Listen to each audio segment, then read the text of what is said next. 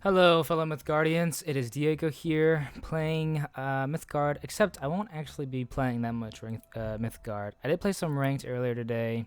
Got up to Silver 3 and 7 wins. Pretty good. Or, yeah, 7 wins. Pretty good, pretty good. Well, actually, I think 4 more. Well, today I played 7. Anyways, it doesn't actually matter. What I wanted to show you guys is this history replay kind of thing. So these are the 7 wins I played against today. Pretty cool. So I think I have 3 of these on video. And I'd want to go through the next 4. So these 3 I think are on YouTube. This is not. I want to show you how this record thing or replay thing works.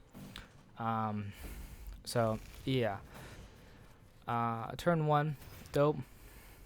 You can see what I'm trying to do here. I don't have any high cost cards, but I do have a 0 cost foresight. So I'm hoping the next draw will be a high cost. It is not, so I think I might have to stall here. So this one, I just want to delete this card as fast as possible. He will still get a draw for free. So it's whatever, but as long as it's not kept on the board, it's okay. So he's playing a K9 deck. Looks like it's a green-yellow deck. I don't think K9 is strong. I think I talked about this in another video. I love K9. I love it so much. I just don't think it's that strong. So here I'm able to discard Lantern Colossus because I got it out and draw. And now I'm just playing cards. I do want Hopeless on the board, but I'll probably get it next turn. That's probably what I'm winning on. I'll probably discard this card just to put it down. He's putting another Maze down. I kind of don't want to put Hopeless right next to it because then he's not going to want to go in front of it. But he did put a Pack Trooper down, and so that's perfect for me.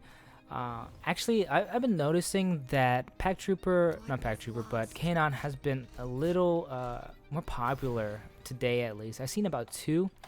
Both of them have been in bronze. This guy's bronze 2, so he just started the game. I might be thinking of like, no, I swear, I think the last game I played was also K9. So here, it looks like if I let's try this guy, I'll have a yep, so that's exactly what I was doing. This bounce that gets destroyed, and I have what 9 damage to his face. Now he's definitely going to be thinking about what to put down. He has this card, which is really good. This is actually one of the best cards in K9 in my opinion. However, let me see. Do I have anything? No. He surrenders. I figure that he'd be putting up a bigger fight than I wanted, but that's okay. All right. So that was a pretty quick W. I actually wanted to show this one. I think was also K9. I wanted to show this. This one obviously also just joined the game. He has a kind of a beginner profile. I think that's the first one you get. But yeah, see, he's also playing K9. He surrenders in 4 turns. So let's just speed this up. I have a really good hand. I'm probably put this down and go in second, and I just got Hopeless Necromantic, so I'm already kind of winning in my head. There's not much you could do from his hand. He also the problem is with K9, you already want. Let me see if I can pause this. You already want your cards down. You want Pack Trooper down first turn. You want the other one down second turn. The blue one. It's 2 cost and 1 gem. I can't remember what it's called. I don't remember what it's called. You want that down second turn. So you have a 2/3 Pack Trooper and a 3/3 other guy. I can't remember his name, but you already want that by turn 2. So they have basically 5 damage to their face if they're not putting anything down. Like if they're playing a yellow or something like that, they have a longer term deck. And that's pretty much the essential of it. You don't want anything too slow in Pack Trooper because then I'll have enough in my hand to kind of get rid of them. Because if any of their health is purple, I'll be looking at why it makes it purple and how I could destroy the most out of 1 turn. And that's where it kind of falls apart, especially in later decks. Pack Trooper just easily falls apart here. So again, I just don't want any of Pack Troopers on the board. They suffer from not having Sons of the Pack. Yeah, that's what it's called. But they suffer from not having good cards. Like if they can't stay on the board, that's what they suffer from. See, he surrenders here, and here I'll be able to put down my Shroud or whatever it's called, do 2 damage every turn, and it's gonna be really hard for him to come back from that. And that's why I don't like K9, or I actually love K9. I have 2 K9 decks. Look, one of the most played decks, and this one is also K9.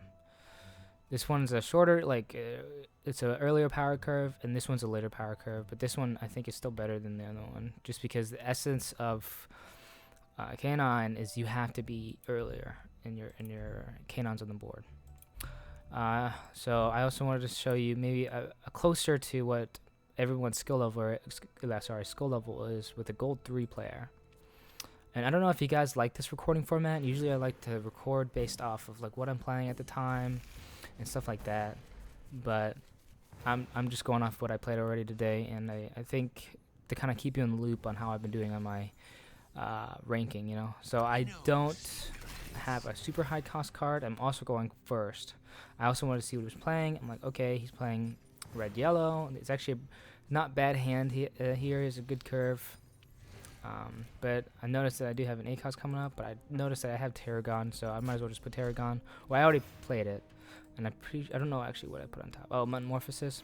Yeah, that's just fun to have, or not fun, but it's almost essential to have in especially higher ranked cards, because here, like, again, I was thinking about putting this down on Serendipitous and getting away with it, but I wanted Hopeless to kind of die here. Yeah, that's basically it. And I think he does Poxbringer. Yep, Poxbringer. That's kind of stupid in retrospect. Here I use Divination so he doesn't get Slayer, doesn't get the 2 damage off me. Oh no, I use Metamorphosis. Either or would have been fine, I believe. I think here I'm just trying to start winning because I noticed he had yellow. Those tend to do better later in the game. He definitely has a longer term playstyle. Some of this is stall. He's Misanthropia, so he can reset the deck. Misanthropia is also a threat to Indric Beast because even though it's warded, Blight goes through warded. I don't know if you guys knew that. That's why Misanthropia is actually really strong, and actually Blight in general is really strong, like Poxbringer. Anything with the Blight is just really annoying to deal with. That was a really good Misanthropia. He doesn't have any cards that he needs to sacrifice, but I did get a good Gamion, which is buffed by this card, a 6/6 Gamion which has Agile, so it's really consistent 6 damage to the face. He's already at 11, so in 2 turns I should be able to beat him. Obviously he has this one, so it might take a little bit longer. Lurker, so even if he played that, okay, it would be too late. If sorry, I don't know how to explain this, but it'd be too late. It's too late already. I'm just putting everything I have down to kind of see what he can do. He doesn't have Misanthropia. I should have played that first to check if he had Misanthropia, but it doesn't really matter. He should be putting that on here. Oh, he just did the discard my 3 on top. He probably should have done that earlier, but he probably didn't realize what kind of deck I was playing. But here he obviously loses, and I didn't get a point of damage on me, so I think I played okay. He did have a couple mistakes. Let me see. I can't pause it. It's too late to pause. But I think I did make some errors in that game. I think I could have played it a little better. But yeah, I was just trying to show you this replay little tool that Mythgard has. It's pretty good.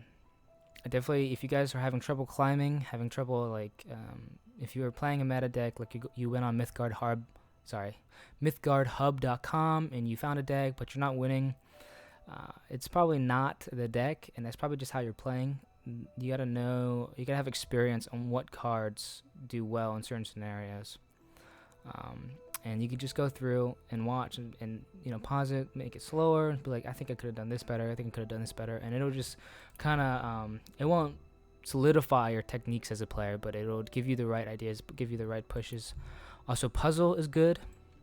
I don't actually do a lot of puzzle, but if you're starting off and this is like one of your first card games, or if you need some extra coins, I would play this, even though I think it should be higher, to be honest, because just playing ranked gets you more. And if you just play like a couple a day, I mean, I haven't even touched my starter pool. That's just how much I get basically a day, and I've already played 7 games today, and I wish I went through 3 tiers of my my ranked. So the grind in this game is definitely a lot more manageable than most other games, and I just wanted to show you just an easier way to identify your mistakes and how to play through the game.